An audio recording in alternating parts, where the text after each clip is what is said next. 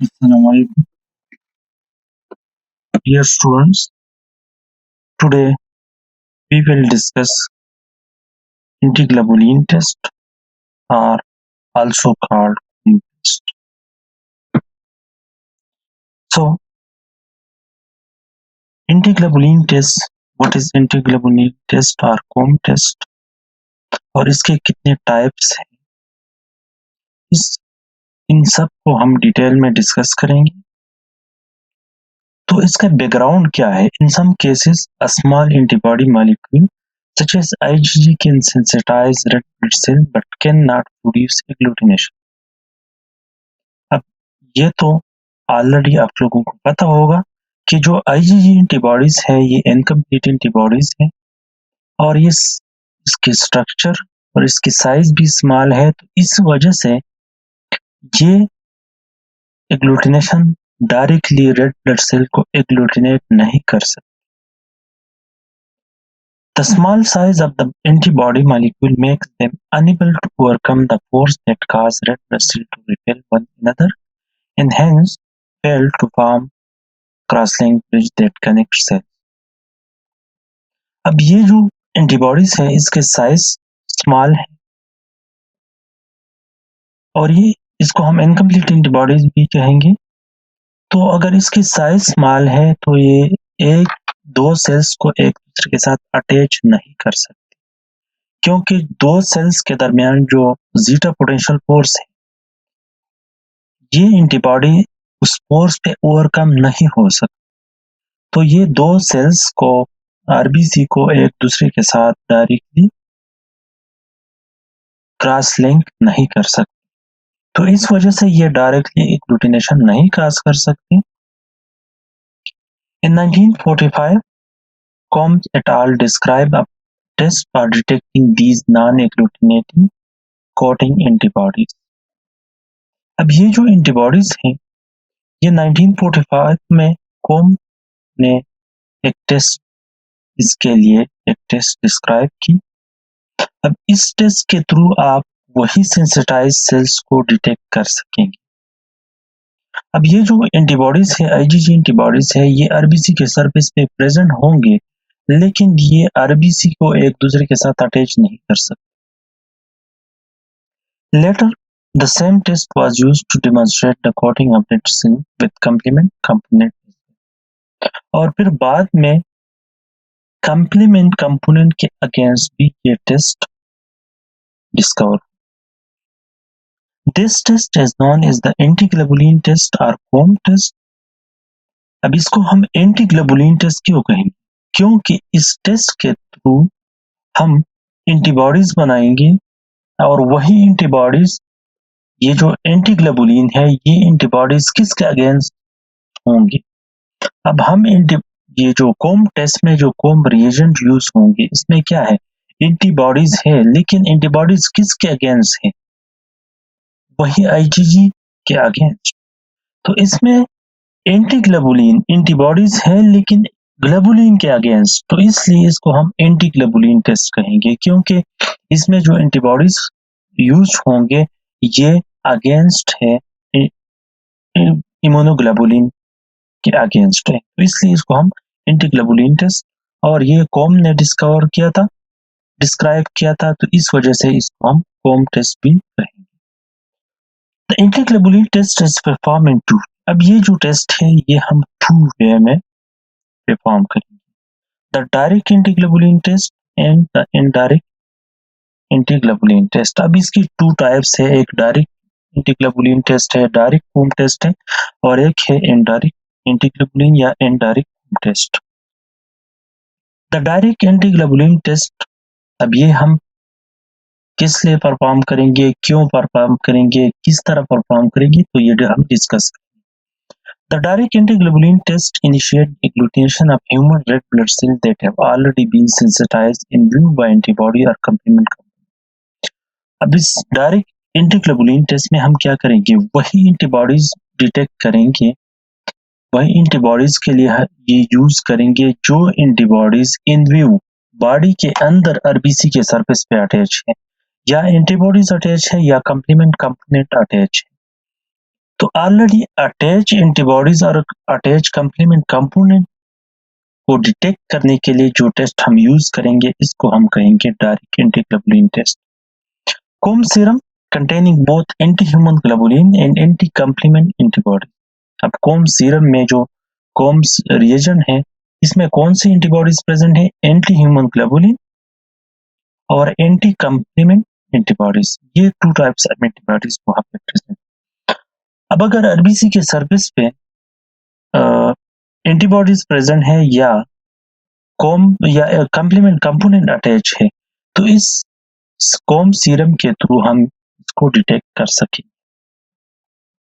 Can detect both of these sensitized cell by inducing visible agglutination. और ये जो complement component है या एंटीबॉडीज है अगर ये इन विवो अटैच है तो ये एग्लूटिनेशन काज नहीं कर सकते, लेकिन जब हम कोम सीरम में ऐड कर लें तो फिर ये एग्लूटिनेशन काज करेंगे और हमें पता चल जाएगा कि जो इन व्यू आरबीसी है इसके सरफेस पे या कंप्लीमेंट कंपोनेंट और एंटीबॉडीज प्रेजेंट है या एब्सेंट।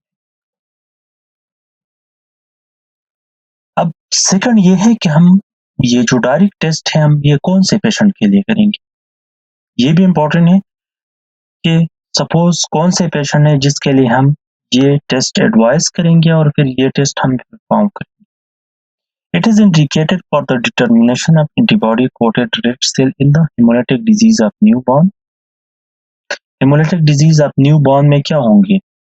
मदर के एंटीबॉडीज फीटस के आरबीसी के सरफेस पे अटैच होंगे, तो उस अटैच एंटीबॉडीज को डिटेक्ट करने के लिए हम ये टेस्ट एडवाइस करें। Auto immune haemolytic anaemia, auto immune अगर किसी के बॉडी में ऑटो एंटीबॉडीज है आरबीसी के अगेंस्ट तो इसके लिए हम जो टेस्ट करेंगे, जिस टेस्ट के थ्रू हम ये आइडेंटिफाई करेंगे कि ऑटो एंटीबॉडीज प्रेजेंट है या एब्सेंट है, तो इसके लिए भी हम ये डायरेक्ट होम टेस्ट करेंगे।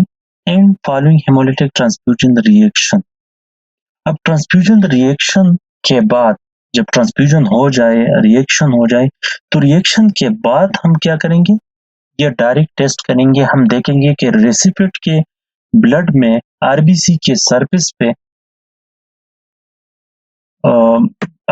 सरफेस पे एंटीबॉडीज प्रेजेंट है कि नहीं।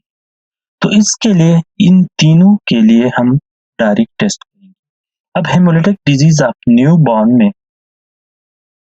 हम मदर के बॉडी में अगर एंटीबॉडीज को डिटेक्ट करेंगे कि मदर के बॉडी में एंटीबॉडीज प्रेजेंट है कि नहीं है, तो इसके लिए हम इनडायरेक्ट होम टेस्ट को कर लेंगे।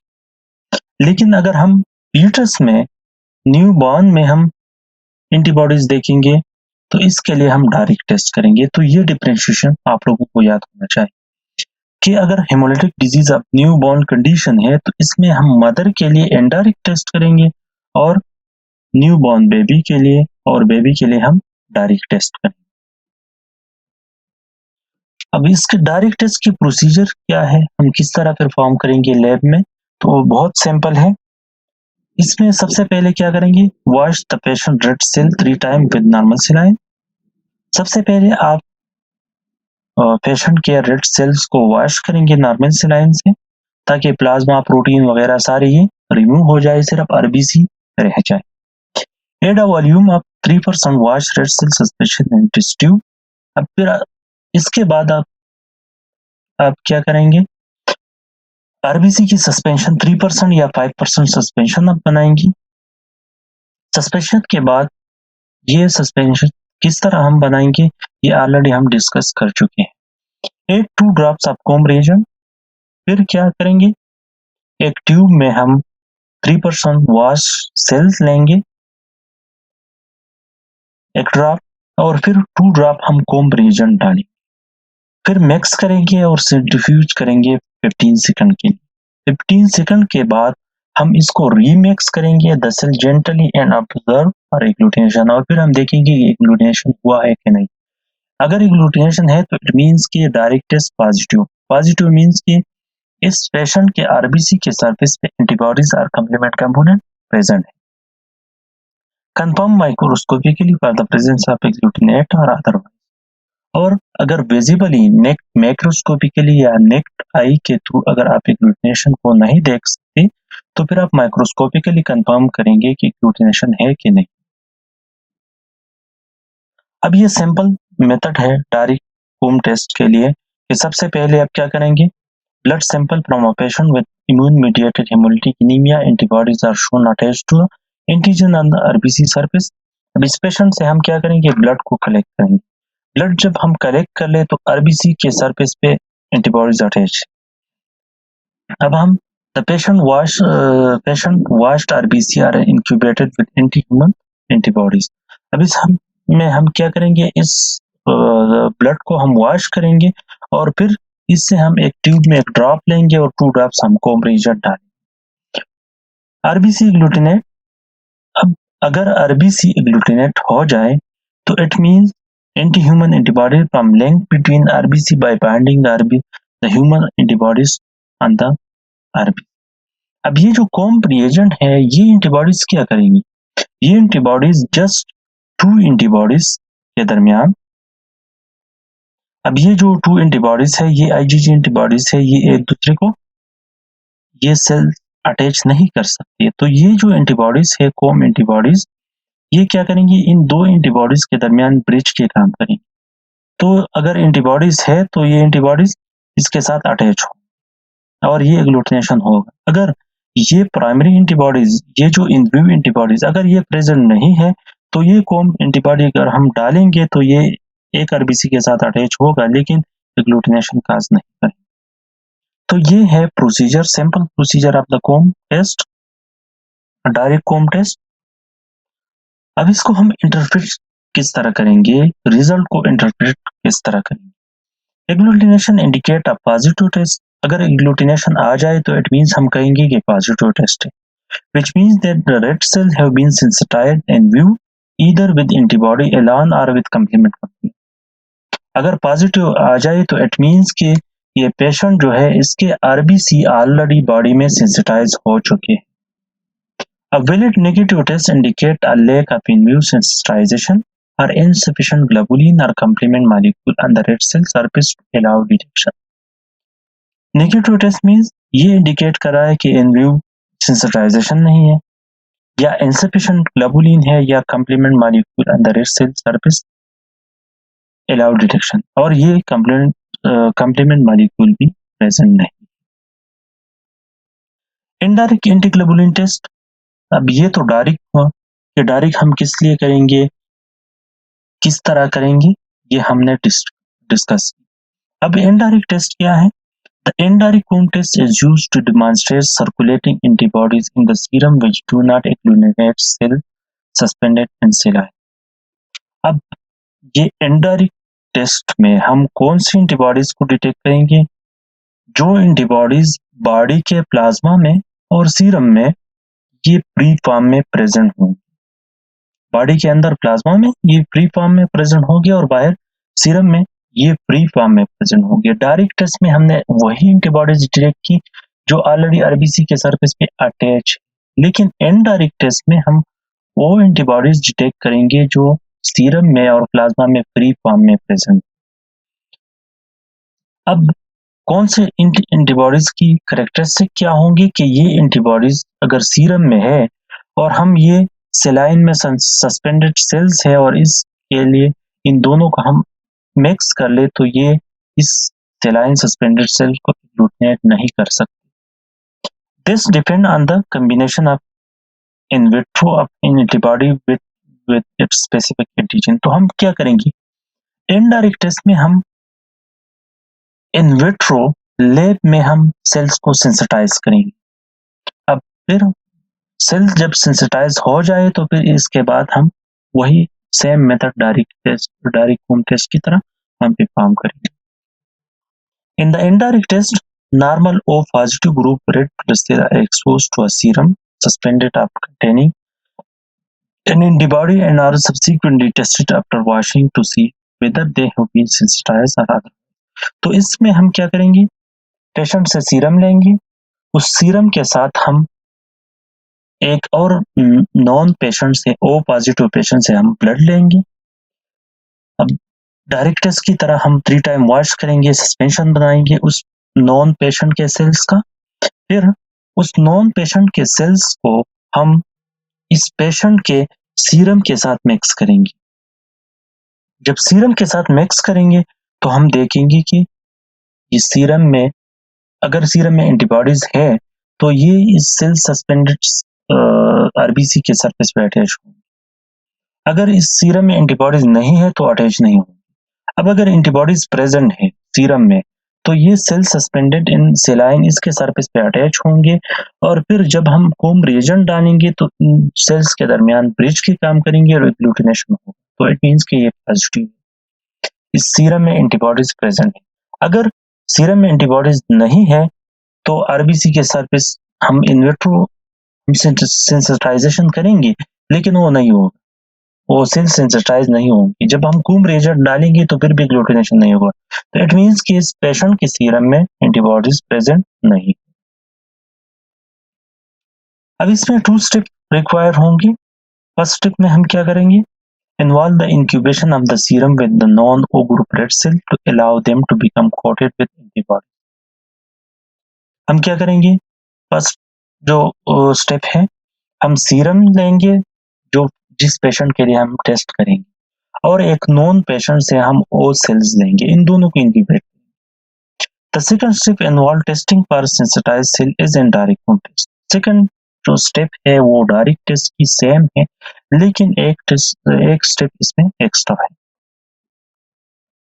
इंडिकेशन हम ये किस लिए करेंगे इनडायरेक्ट टेस्ट, इनडायरेक्ट टेस्ट हम कंपैटिबिलिटी टेस्टिंग के लिए करेंगे। जिस तरह crossmatch is a type of indirect test, indirect Coombs test. तो कंपैटिबिलिटी टेस्टिंग के लिए हम पेशेंट के जो डोनर है और पेशेंट के जो सीरम है उसमें हम एंटीबॉडीज देखेंगे। Detection and identification of irregular antibodies, जो ऑटो एंटीबॉडीज पेशेंट के सीरम में प्रेजेंट है वो भी हम डिटेक्ट कर सकेंगे। Detection of antibodies Kell Duffy and Kidd blood group, जो माइनर ब्लड ग्रुप है उसके एंटीबॉडीज को भी हम डिटेक्ट कर सकेंगे। Investigation of immune haemolytic anaemia, अब हम इम्यून हेमोलिटिक एनीमिया को भी इन्वेस्टिगेट कर सकते हैं। अब इसके प्रोसीजर क्या है, किस तरह हम इस इनडायरेक्ट टेस्ट को प्रोसीड करेंगे। 2 volume of serum are placed in a test tube. सबसे पहले हम क्या करेंगे, जो पेशेंट है इससे 2 ड्रॉप्स हम सीरम लेंगे टेस्ट ट्यूब में। 1 वॉल्यूम 1 ड्रॉप हम 3% रेड सेल सस्पेंशन डालेंगे, फिर मिक्स करेंगे thoroughly, इंक्यूबेट करेंगे 37 सेंटीग्रेड पे और 50 मिनट या 35 मिनट्स। फिर हम wash these cell 3 time with normal saline, फिर हम 3 टाइम वॉश करेंगे ताकि एक्स्ट्रा जो एंटीबॉडीज है प्रोटीन वगैरह जो भी है वो रिमूव हो जाए। After the removal of the saline of the last wash, अब हम क्या करेंगे, 3 टाइम हमने वॉश की तो लास्ट वॉश में हम क्या करेंगे, लास्ट वॉश के बाद हम 2 ड्रॉप ऑफ कोम रिएजेंट, हम क्या करेंगे, कोम रिएजेंट डालेंगे। अब इसको कोम रिएजेंट को सेल के साथ मिक्स करेंगे और 15 सेकंड के लिए सेंट्रीफ्यूज करेंगे। फिर हम remix the cell gently and observe for agglutination, और फिर हम एग्लूटिनेशन देखेंगे और कंफर्म करेंगे microscopy. If the test is negative, अब अगर टेस्ट नेगेटिव है, कौन सी कंडीशन की बात हम कर रहे हैं, नेगेटिव, अगर नेगेटिव आ जाए फिर भी एग्लूटिनेशन नहीं है तो फिर हम क्या करेंगे, add 1 drop of check cell to confirm the validity of the Coombs serum. फिर हम ऑलरेडी हमारे पास चेक सेल प्रेजेंट भी होंगे और आप लैब में भी बना सकते हैं। तो चेक सेल के थ्रू ये ऑलरेडी क्या है, चेक सेल क्या है, सेंसिटाइज सेल्स है। तो इस पे हम कंफर्म करेंगे कि हमारी जो कोम रिएजेंट है ये ठीक है कि नहीं। इसके लिए हम क्या करेंगे, add 1 drop of check cell, reduce the incubation time to 10 minutes if an equal volume of less is added to the patient serum। और फिर क्या करेंगे, एल्बुमिन या लेस भी हम ऐड करेंगे। तो इस कंडीशन में ये होल प्रोसीजर है। सबसे पहले हम क्या करेंगे, patient serum is obtained containing IgGs. अब हमने पेशेंट सीरम कलेक्ट की, इसमें क्या है, आईजीजी एंटीबॉडीज हैं। फिर हमने donor blood sample is added to the tube with the serum. फिर हम क्या करेंगे, इस सीरम को हम डोनर रेड सेल ऐड करेंगे। अब ये जो यहाँ पे अगर एंटीबॉडीज प्रेजेंट है तो ये इस डोनर के रेड सेल्स पे अटैच होंगे। Recipient IgG that target the donor red cell form antibody antigen complex. अब यहाँ पे ये जो एंटीजन है और ये एंटीबॉडीज है तो एंटीजन एंटीबॉडी कॉम्प्लेक्स बनेंगे और ये सेल्स सेंसिटाइज। फिर इसके बाद हम क्या करेंगे, एंटी ह्यूमन आईजीजी कोम एंटीबॉडीज हम ऐड करेंगे टू द सॉल्यूशन। अब ये एंटीबॉडीज क्या करेंगी, इन एंटीबॉडीज के दरमियान ब्रिज बनाएंगे। Agglutination of red blood cell occur because human IgG are attached to red blood cell. अब इसमें हम क्या करेंगे, रेड ब्लड सेल एग्लूटिनेशन होगा। अगर एग्लूटिनेशन है तो इट मींस कि ये पॉजिटिव है। अब इसमें एक स्टेप और है कि आपने क्या, एक अगर हम क्रॉस मैच करेंगे तो ऑलरेडी हम डिस्कस कर चुके हैं, उसमें हम एल्बुमिन डालेंगे। तो एल्बुमिन की मेन फंक्शन क्या है, या हम एल्बुमिन डालेंगे या लेस डालेंगे, इन दोनों की फंक्शन क्या है। ये दोनों क्या करेंगे, जीटा पोटेंशियल फोर्स को डिक्रीज करेंगे ताकि आरबीसी एक दूसरे के साथ नजदीक आ जाए और एग्लूटिनेशन काज हो। इंटरप्रिटेशन हम किस तरह करेंगे, the presence of agglutination indicate the presence of antibody in the test serum that are capable of reacting with the test। अब ये अगर एग्लूटिनेशन है तो इट मींस कि इस सीरम में एंटीबॉडीज प्रेजेंट है और ये एंटीबॉडी जो टेस्ट सेल्स है इस पे अटैक कर सके। If a non-anti serum is used, the test will indicate the presence of the corresponding antigen। अब अगर हम नॉन एंटी सीरम यूज कर लें तो ये करस्पॉन्डिंग एंटीजन को डिटेक्ट कर सके। अब क्वालिटी कंट्रोल, टेस्ट की क्वालिटी कंट्रोल क्या है, अब किस तरह हम क्वालिटी को चेक करेंगे कि हमने जो प्रोसीजर की, ये प्रोसीजर हमने सही तरीके से परफॉर्म की या नहीं। तो इसको डिटेक्ट करने के लिए हम क्वालिटी कंट्रोल के लिए क्या यूज करेंगे, the antiglobulin serum should be checked against non sensitised. अब जो भी एंटीग्लोबुलिन सीरम है ये आप चेक सेल, जिस तरह मैंने कहा कि चेक सेल या सेंसिटाइज सेल्स के साथ आप चेक करेंगे कि ये एग्लूटिनेशन काज करेंगे कि नहीं। द सेंसिटाइज रेड सेल में इधर भी कमर्शियली परचेज और प्रिपेयर एंड डिलीवर। अब ये जो सेंसिटाइज सेल्स है, ये चेक सेल्स है, ये आप लैब में भी प्रिपेयर कर सकते हैं और ये आप कमर्शियली भी अवेलेबल है, आप परचेज भी कर सकते हैं। Source of error in antiglobulin test. अब किस तरह सोर्स ऑफ एरर है कि कौन सी एरर है जो पॉसिबल है इस टेस्ट में, इसकी वजह से क्या आएंगे, फॉल्स नेगेटिव टेस्ट आएंगे। द टेस्ट ट्यूब और पाइपेट में बी डर्टी। अगर टेस्ट ट्यूब या पाइपेट डर्टी है तो फिर भी फॉल्स नेगेटिव टेस्ट की चांसेस। द रेड सेल में हैव बीन इनएडिक्वेटली वॉश। अगर रेड सेल हम इनएडिक्वेटली वॉश कर ले तो फिर भी रिएक्शन ठीक नहीं होगा। Protein on the finger tips में neutralise antihaemoglobulin and this a false negative result में भी अपने। अब जो हमारे फिंगर टिप्स है, जो हम पाइपेट के लिए फिंगर टिप्स यूज करेंगे तो इसमें क्या होंगे, प्रोटीन होंगे, वही प्रोटीन भी एंटीहीमोग्लोबुलिन को न्यूट्रलाइज कर सकते हैं जो हमें नेगेटिव टेस्ट देगा और असल में टेस्ट पॉजिटिव होंगे। The incubation time was too short और टू लॉन्ग। अगर इंक्यूबेशन टाइम हम टू शॉर्ट कर ले तो फिर भी रिएक्शन नहीं होगा, अगर टू लॉन्ग कर ले तो फिर भी फॉल्स नेगेटिव रिजल्ट आएंगे। The incubation was at a temperature that did not activate the antibody. अब अगर हम इंक्यूबेशन कर लें लेकिन प्रॉपर टेम्परेचर के साथ नहीं कर लें तो फिर भी रिएक्शन पॉजिटिव नहीं आएंगे और फॉल्स नेगेटिव आएंगे। फॉल्स नेगेटिव मीन्स कि असल में रिएक्शन और एंटीबॉडीज प्रेजेंट है, असल में टेस्ट पॉजिटिव है, लेकिन हमें यहाँ पे हमारे प्रोसीजर में वो नेगेटिव शो हो, तो इसको हम कहेंगे false negative test. There was a delay in reading the test or in performing the test thus allowing the antibody to be eluted of the red cells।